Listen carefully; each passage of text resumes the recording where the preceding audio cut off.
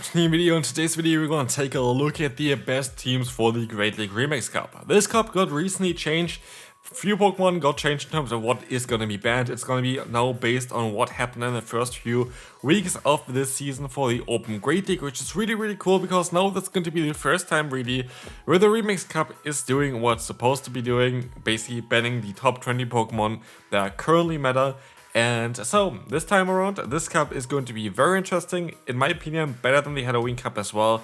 And we're going to dive right into the meta review. But before that, feel free to leave a like and subscribe to those videos. Took me literally my entire day today. So yeah, if you haven't checked out the video early on about the Halloween Cup, which is still very playable though, like I just like this cup a little bit more, then also check the one out, going to be linked in the end card, and let's move right into the meta. Taking a look now at the meta, we're going to see very quick before that though what Pokemon are currently not allowed, and here we're going to see a list of Alolan Sandslash, Wigglytuff, Dugong, Marowak, Fur Alligator, Azumarill, Jumpluff, Quagsire, Dunsparce, Gastrodon, Drapion, Serperior, Ferrothorn, Manabuzz, Greninja, sadly, Diggersby, Talonflame, Malamar, Toxapex, and Clodsire.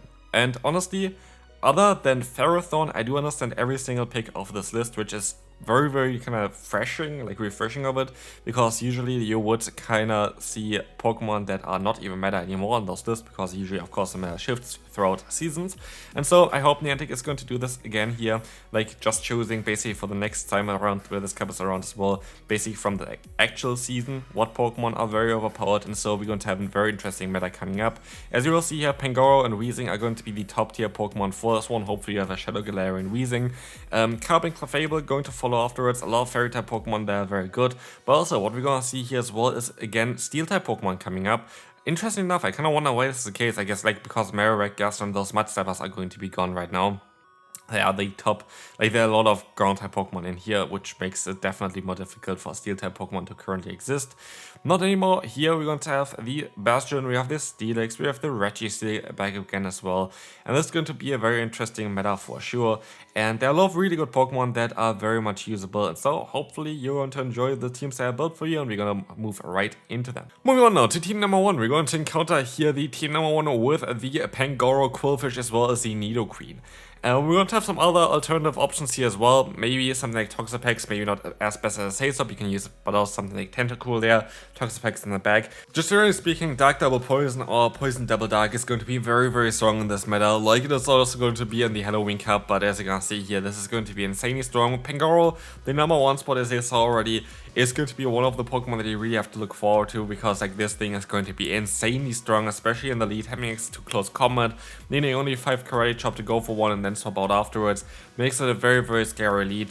Says of Quillfish has a lot of potential in the current meta, and Nidoqueen, look at this, has really good play right now. Like Nidoqueen has a lot of Pokemon that it wants to battle up against, and this is basically also why Clodsire is currently banned, because this Pokemon has also great, like better play than Nidoqueen usually, and here Nidoqueen is kind of the same as what Clodsire would be doing, and so definitely very cool combination here. Venusaur alternative as well, then the back would work out as well, but we can move on to team number 2.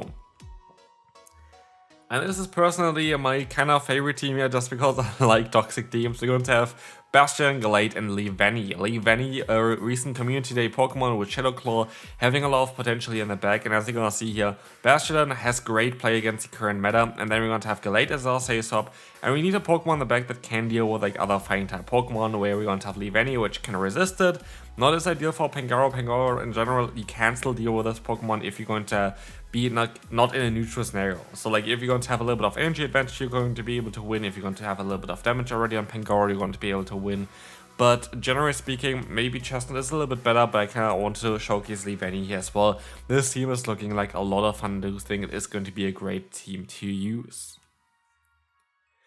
Next one, we're going to have here very classic lines, I feel like. The recent changes here with like the top 20 Pokemon being banned kind of gives us back some more of those classic lines like Dragonite, Double Steel. I haven't really seen this one in ages, but this is actually going to be very strong in the current meta. We're going to have here the Saysop of Steelix as well as the Registeel. Steelix as a Saysop is going to be very solid, as you're going to have access to Psychic Fangs, allowing you to do quite a lot of damage after, especially in like the 2-shield scenario.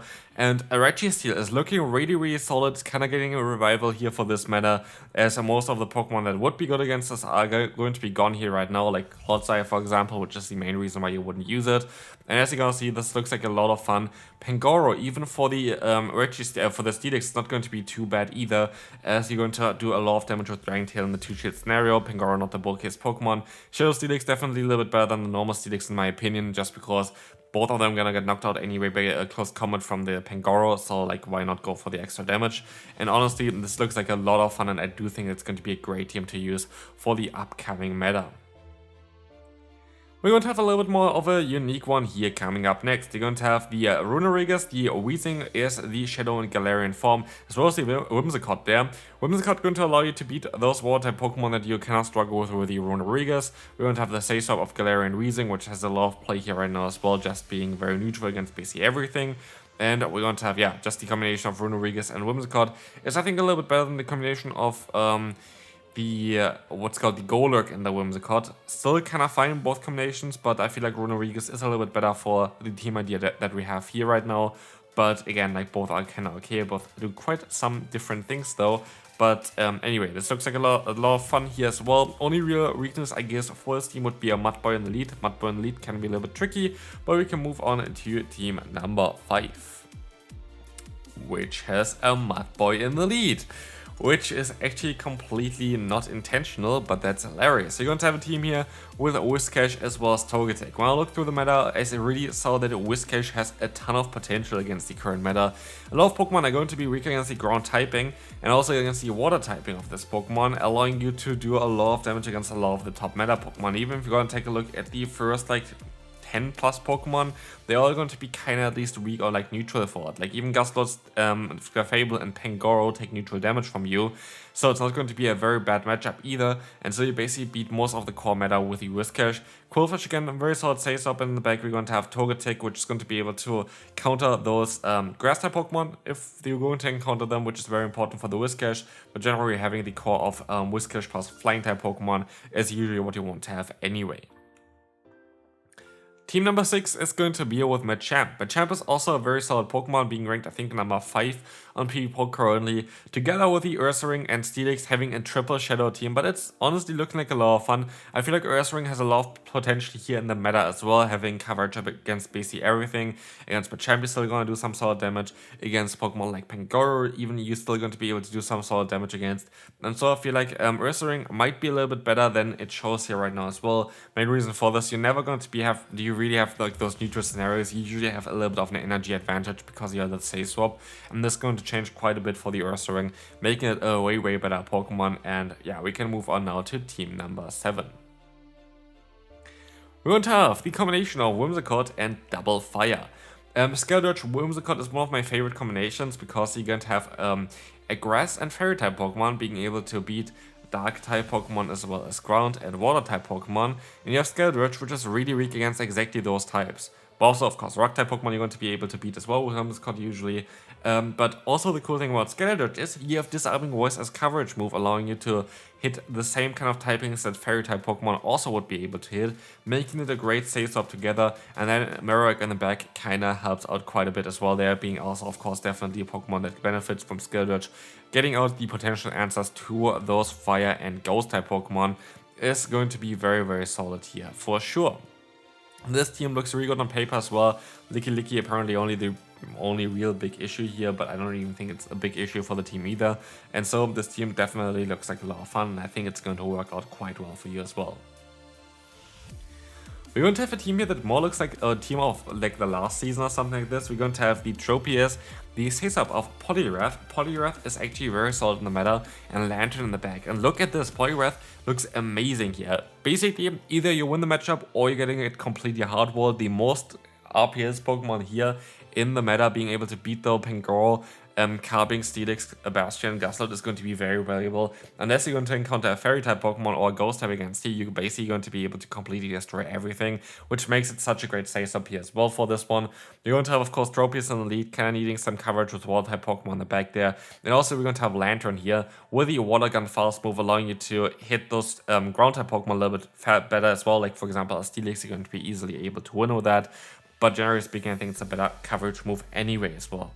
Only real answer here I guess is here the Tropius, but then again you have your own Tropius for that one as well, and so I feel like this is going to be a very great team to run, and honestly Poliwrath looks like a lot of fun for the meta. Team number 9, another Pokemon I kind of want to showcase here a little bit, is going to be Litleo. Litleo is kind of getting the niche that it kind of deserves. The thing is, this Pokemon is usually just a worse variant of Talonflame because you have Incinerate Flame Charge. But Talonflame is banned, making this Pokemon an interesting choice here in order to beat those Fairy plus Steel-type Pokemon, and especially Steel-type Pokemon, as you're going to have that Cresselia on the lead.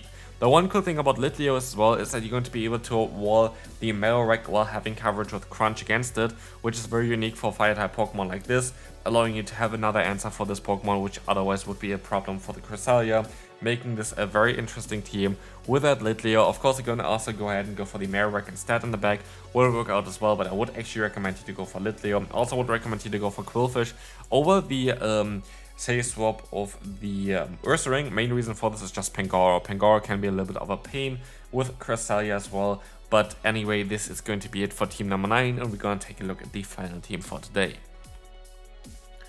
which is going to be a Golurk, the say swap of the Alolan Ninetales, as well as the Walrein. This is going to be a very interesting team here, allowing you to basically cover most of the weaknesses of your lead. You're going to have the weakness of Gusload, we can cover it with two Ice-type Pokemon in the back. But not only this, you're going to have also a very good Pokemon against Fighting-type Pokemon in the lead here.